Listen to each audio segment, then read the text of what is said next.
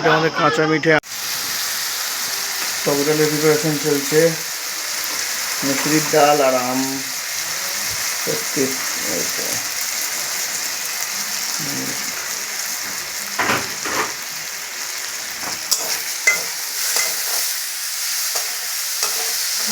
অনেকেই টক ডালে মিষ্টি দেয়, কিন্তু আমরা দিই না।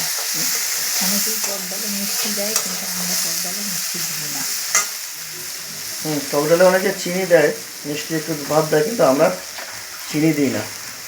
মশলাটা কী কী দেওয়া আছে? হলুদ, নুন, হলুদ, ফোড়নে হচ্ছে সর্ষে আর শুকনো লঙ্কা আর ফোড়ন। ফোড়নে সর্ষে শুকনো লঙ্কা।